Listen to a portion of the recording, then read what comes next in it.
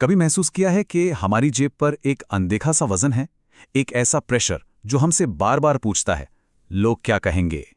आज हम इसी लोग क्या कहेंगे इकोनॉमी की गहराई में उतरने वाले हैं। चलिए समझते हैं कि ये है क्या और ये हमें वो चीजें खरीदने पर क्यों मजबूर करती है जो शायद हम अफोर्ड ही नहीं कर सकते। एक वायरल स्क्रिप्ट की ये लाइन कितनी सच लगती है ना।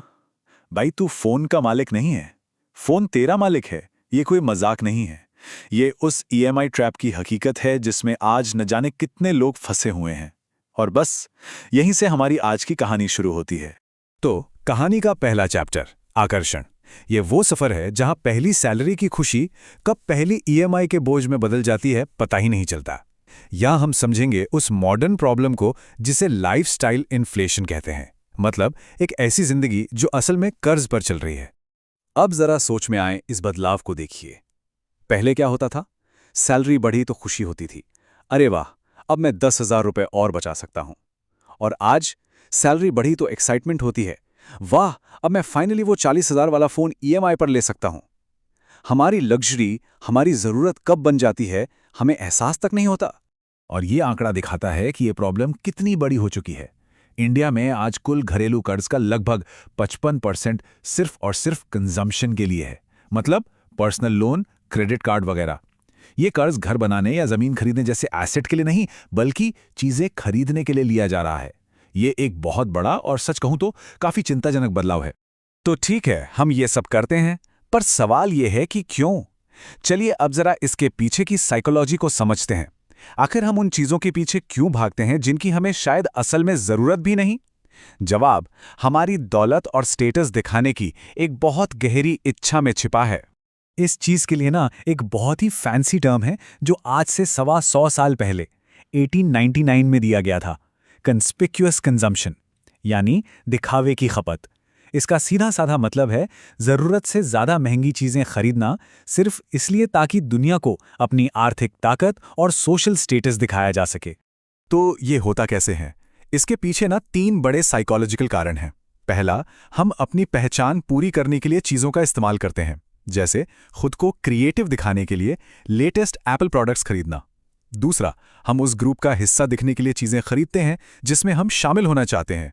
और तीसरा, हम बस अमीरों के खर्च करने के पैटर्न की नकल करते हैं, ये सोचकर कि शायद इससे हम भी वैसे ही दिखेंगे। और हमारे देश में इस पूरी साइकोलॉजी का एक ही नाम है, लोग क्या कहेंगे। इसे एक तरह का लोग क्या कहेंगे टैक्स समझिए। ये एक ऐसा अदृश्य टैक्स है जो हम उन लोगों को इम्प्रेस करने के लिए चुकाते हैं जिन्हें हम शायद ठीक से जानते भी नहीं। और ये टैक्स हमारी पूरी जिंदगी की कमाई का 20 से 30% तक खा सकता है। सोचिए जरा इस बारे में। तो ये इच्छा आती कहां से है? क्या ये हमारे अंदर से ही आती है? नहीं। अब देखते हैं कि कैसे हमारी इच्छाओं को बाकायदा डिजाइन किया जाता है, कैसे सोशल मीडिया और आसान क्रेडिट जैसी ताकतें हमारी इसी साइकोलॉजी का फायदा उठाकर हमारी जेब खाली करती है। इस चार्ट को देखिए, ये पूरा खेल है। 40% हिस्सा तो सिर्फ सोशल प्रूफ का है, मतलब हजारों लाइक्स देखकर हमें लगता है कि ये चीज तो अच्छी ही होगी। 30% एस्पिरेशन का, इन्फ्लुएंसर्स की लाइफस्टाइल देखकर हमें लगता है कि काश हमारी जिंदगी भी ऐसी हो। 20% स्कैरसिटी यानी कमी का डर, लिमिटेड स्टॉक है जल्दी खरीदो। और 10% उन परफेक्ट फिल्टर की हुई तस्वीरों का। और ये सब मिलकर हमें सीधा एक जाल में फंसाते हैं, इंपल्स बाइंग, मतलब बिना सोचे समझे खरीदारी। प्रोसेस बिल्कुल सीधा है। पहले ऑफर खत्म होने वाला है जैसे मैसेज से अर्जेंसी बनाई जाती है। इससे एक एक्साइटमेंट बनती है कि अरे वाह क्या डील मिल रही है, और इससे पहले कि हम सोच पाएं बाय बटन क्लिक हो जाता है। और आखिर में अक्सर आता है पोस्ट परचेज रिग्रेट, यानी खरीदने के बाद का पछतावा। तो ठीक है, पैसे गए, लेकिन क्या सिर्फ पैसे ही जाते हैं? नहीं। अब बात करते हैं इस दिखावे की असली कीमत की। दूसरों की बराबरी करने की इस दौड़ के वो छुपे हुए नतीजे क्या हैं जो हमें दिखाई नहीं देते। ये सिर्फ पैसों की बात नहीं है, इसकी कीमत हम अपनी मेंटल हेल्थ और सुकून से चुकाते हैं। जरा इन नंबर्स को देखिए। इंडिया में एक एवरेज इंसान हफ्ते में करीब 47 घंटे काम करता है। 47 घंटे! ये चीन से भी ज्यादा है और जर्मनी जैसे देशों के तो आसपास भी नहीं है। ये कल्चर ज्यादा कमाई की जरूरत को बढ़ाता है, जो हमें सीधे बर्नआउट की तरफ ले जाता है। और इस बर्नआउट और स्ट्रेस का असर इकोनॉमी पर भी पड़ता है। खराब मेंटल हेल्थ की वजह से इंडियन कंपनियों को हर साल करीब $14 अरब का नुकसान होता है। 14 अरब डॉलर। ये नुकसान कर्मचारियों के छुट्टी लेने, नौकरी छोड़ने और प्रोडक्टिविटी में कमी की वजह से होता है। और कभी-कभी इसकी कीमत पैसों से कहीं ज़्यादा होती है। ये शब्द 26 साल की अकाउंटेंट एना सेबेस्टियन पेराइल की मां के हैं, जिनकी मौत ओवरवर्क की वजह से हुई थी। वो कहती हैं, लगातार मांगें और अवास्तविक उम्मीदों को पूरा करने का दबाव टिकाऊ नहीं है। ये इस जहरीले वर्क कल्चर की एक बहुत ही दुखद हकीकत है। तो क्या इस चक्रव्यूह से निकलने का कोई रास्ता नहीं है? बिल्कुल है। चलिए अब आखिरी हिस्से में बात करते हैं कि इस दिखावे की दीवार को तोड़कर असली दौलत कैसे बनाई जाए, अपनी जिंदगी का कंट्रोल वापस कैसे पाया जाए।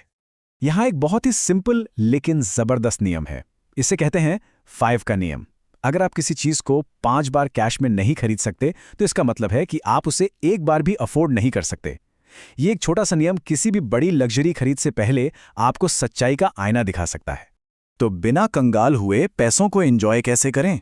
देखिए, पहला, जो चीज आपको सच में दिल से पसंद है उस पर जमकर खर्च करो।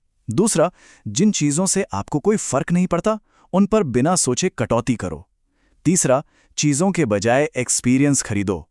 यादें गैजेट से ज्यादा चलती हैं। और चौथा, और ये सबसे जरूरी है, सबसे अच्छा इन्वेस्टमेंट अपनी स्किल्स को अपग्रेड करने में है। और अंत में बस ये एक सवाल कि आप एक मजबूत बुनियाद बना रहे हैं या फिर सिर्फ एक खोखला दिखावा। अमीर दिखना बहुत आसान है, अमीर बनना वो मुश्किल है। और चुनाव हमारा है कि हमें कौन सा रास्ता चुनना है।